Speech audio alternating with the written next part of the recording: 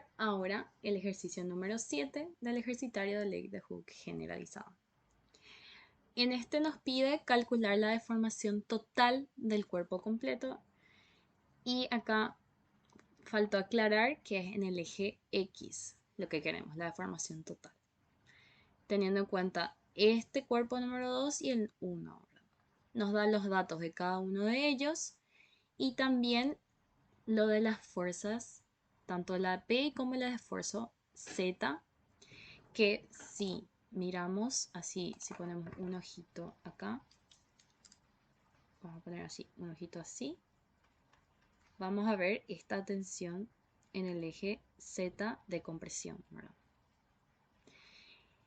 Entonces, para esta clase de ejercicios donde tenemos un cuerpo 2, un cuerpo 1, tenemos acá paredes, acá no tenemos paredes, tenemos distintas solicitaciones, tanto de esfuerzos como de fuerzas, nada más, se sugiere dividir cada uno de los cuerpitos por separado, analizar cada una de esas deformaciones que producen las distintas solicitaciones para luego sumar y hallar lo que estamos buscando. En este caso, la deformación total en el eje X. Eso es lo que dije acá, lo que escribí acá. Teniendo en cuenta en este ejercicio, vamos a dividir en tres. Este cuerpo 1 acá, que tenía un módulo de ion 1 distinto a este cuerpo 2. Y este nuevamente vamos a volver a dividirlo. Primeramente porque tenemos acá esta pared y en esta sección de acá ya no tenemos esa pared, por lo tanto acá no vamos a tener un esfuerzo normal. Sin embargo, acá ya podría ser probable que exista, ¿verdad? Entonces, también porque tenemos este esfuerzo normal en el eje Z, solamente en el tramo AB. Eso ya está aclarado en el ejercicio acá más arriba, ¿verdad? En el tramo AB, solamente acá vamos a tener este esfuerzo normal en el eje Z. Bueno, entonces, analizando acá el cuerpo 1, vamos a tener en cuenta todas las fuerzas que están actuando en este cuerpo 1. En este caso solamente tenemos esa fuerza P de 40.000 kilogramos, que es de compresión. Entonces, vamos a ver, esta fuerza P va a hacer que se reduzca en este eje X, ¿verdad? Vamos a tener acá una deformación en el eje X, ¿verdad? Sin embargo, como ya vimos anteriormente, en los otros dos ejes ya va a tender a aumentar. En este caso, en el eje Y va a tender a aumentar esa deformación, ¿verdad? Pero como está la pared, entonces esto en realidad no existe, ¿verdad? Esto debe ser 0, porque la pared no se puede mover, ¿verdad? Entonces, lo que vamos a analizar ahora es, va a existir un esfuerzo normal en I, solo que ya no va a existir una deformación unitaria. Y eso es lo que vamos a ecuacionar.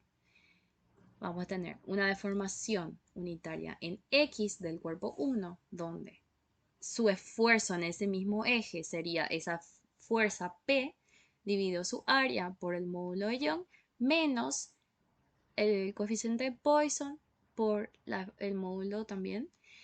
Y ya vamos a colocar el signo de nuestro esfuerzo en I, que va a ser de compresión, porque como les dije, esto tiende a crecer, pero las paredes la atajan, es decir, le hace que se reduzca nuevamente, ¿verdad? Este quiere crecer, pero no le deja, entonces vuelve a su posición inicial, ¿verdad? Entonces es de compresión el esfuerzo que estamos teniendo. No vamos a tener en el eje Z, ¿por qué? Porque este esfuerzo solamente estamos analizando en el tramo AB. Y solamente en ese tramo tenemos un esfuerzo. En los otros dos cuerpos no tenemos absolutamente nada. No tenemos paredes, no tenemos tampoco ni una otra fuerza externa, nada. Es decir, él va a crecer libremente en ese eje Z. Sí podemos hallar esa deformación unitaria en el eje Z, ¿verdad? En que produce esta carga P. Pero no nos interesa ahora mismo, solo nos interesa en el eje X. Para que sepan más, existe una deformación unitaria, pero ya no existe un esfuerzo normal en el eje Z, porque no hay nada que la ataje y no hay ninguna fuerza en ese mismo eje. Ok, entonces vamos a tener que para el cuerpo 1 vamos a tachar, va a ser igual a 0. Entonces vamos a tener esta ecuación número 1, donde nuestra incógnita va a ser la, la misma deformación en X que estamos buscando y el esfuerzo normal en Y. Entonces ahí es donde entra nuestra otra ecuación, que ya sabemos que la deformación unitaria en el eje Y del cuerpo 1, por tener las paredes estas que están así en ambos costados, va a ser igual a 0, ¿verdad? Esto vamos a igualar a 0, en donde nuevamente vamos a aplicar esta misma fórmula general, solamente que teniendo en cuenta que ya cambia nuestro eje, ¿verdad? Vamos a igualar a 0 y ahí ya vamos a poder encontrar ese esfuerzo en Y que está siendo aplicado a ese cuerpo 1, ¿verdad? Ya teniendo este datito de 60 kilogramos sobre centímetros cuadrados, vamos a introducir nuestra ecuación número 1, en donde ya todo es conocido y vamos a poder hallar nuestra deformación unitaria, que ya nos sale con un signo negativo, que significa que es de acortamiento, ¿verdad?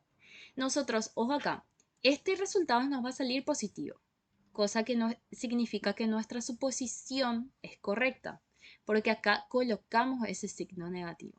Yo les sugiero siempre colocar los signos de los esfuerzos si ya saben de qué va a ser, ¿verdad? Entonces, nosotros ya sabemos que va a ser de compresión, entonces siempre en nuestra fórmula ponemos ese negativo. Acá también, esta fuerza P va a hacer que nuestro cuerpo en el eje X se acorte, entonces su esfuerzo es negativo, así de una. Entonces eso es lo que quiero que tengan en cuenta. Siempre colocar los signos si es que nosotros ya sabemos, ¿verdad?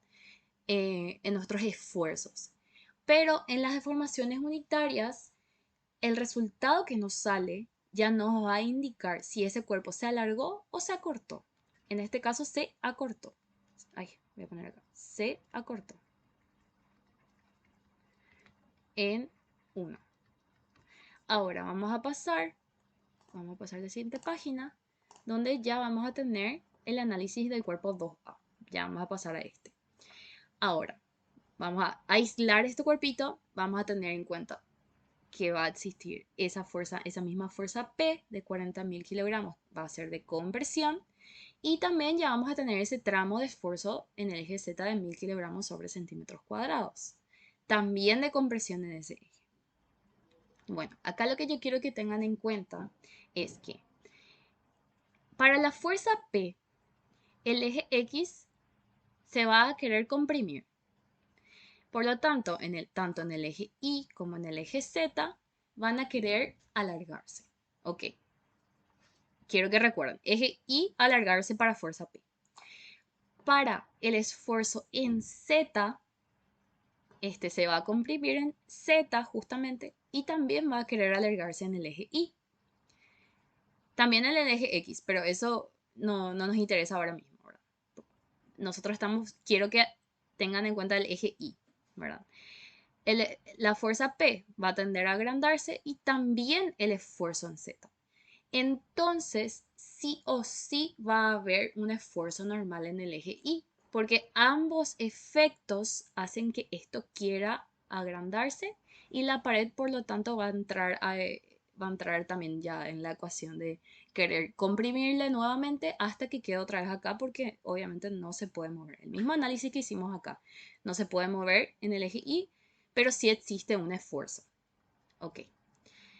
Entonces, acá va a haber un problemita si es que este esfuerzo en Z era al revés. Quiero que empiecen a analizar también ya esas cosas, porque puede cambiar una cosita en nuestro ejercicio y ya va a ser totalmente diferente, ¿verdad? Vamos a poner acá, ojo, si el esfuerzo, voy a hacer así, si el esfuerzo era de este sentido, ya tenemos que analizar si va a haber o no este esfuerzo en Y, ¿verdad? O sea, este es en Z. Es lo mismo, el mismo ejercicio, solo que cambiando el sentido de nuestra flechita, ¿verdad? Es decir, va a ser de tracción. Por lo tanto, ¿qué va a pasar en el eje Y? Este va a querer achicarse. Entonces, la pared no tiene por qué atajarle, ¿verdad? Esto acá no hay rozamiento, nada, tipo, esto va a achicarse y entonces va a pasar a tener más o menos así, ¿verdad? Va a pasar a ser su posición final. Entonces, no tenemos un esfuerzo en Y para este esfuerzo, pero va a seguir teniendo esa fuerza P, que va a agrandar. Entonces, es ahí donde entra un análisis de superposición de efectos, ¿verdad? Que quiero que empiecen a pensar un poquito. Eso les dejo de tarea. Si tienen alguna duda con eso, me preguntan nomás. Que un signo cambia en nuestro ejercicio y puede variar muchísimas cosas. Ahí borré todo ya acá. Bueno, no importa. Eso voy a borrar después para subir. Entonces, acá tenemos. Nos zafamos ese análisis. Todos ejercen el mismo efecto en el eje Y, por lo tanto existe. Ese esfuerzo normal en Y sí o sí existe. Entonces, aplicando eso, tenemos acá esa misma formulita que estábamos teniendo, ya vamos a tener esfuerzo normal en Z porque justamente es eso lo que nos da de dato.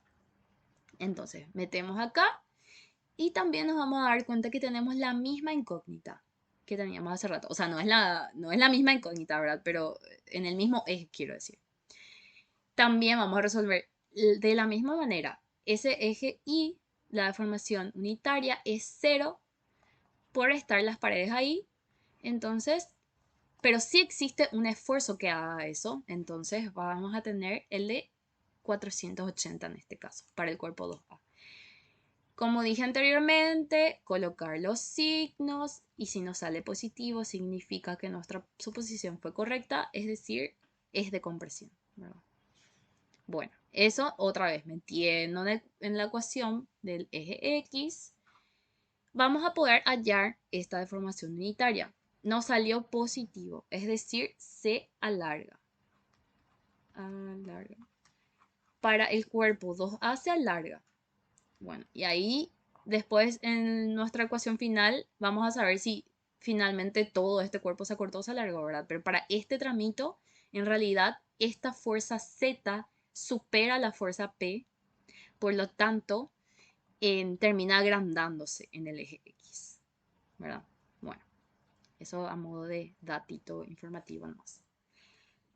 Para el cuerpo 2B, tenemos exclusivamente esa fuerza de P, de compresión, eso siempre se va a dar en todo el eje, pero al no tener ya paredes en los sentidos perpendiculares, es decir, acá ya no existe esa paredcita, en el eje Z nunca lo existió para estos, en ninguno solamente que acá, teniendo en cuenta teníamos ese, acá ya no hay pared, acá tampoco, entonces no existe, nunca existió esfuerzo, entonces solamente nos queda esa fórmula que vimos en la primera semana, que va a ser menos, porque ya sabemos que es de compresión, la fuerza 40.000 sobre su área por el módulo de Young.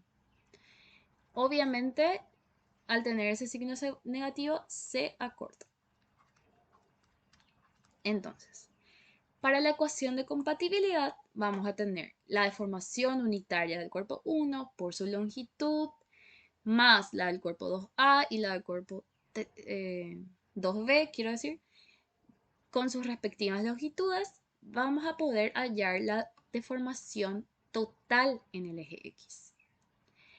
Y en este caso todas las longitudes eran iguales, entonces hice factor común. Pero, ojo, acá les puse el borde. Si tienen longitudes distintas, cada una con su longitud correspondiente, ¿verdad? Bueno, y obviamente acá con el signo, cada uno con su signo también que hallamos de las ecuaciones anteriores, ¿verdad? Finalmente nos queda que es de acortamiento.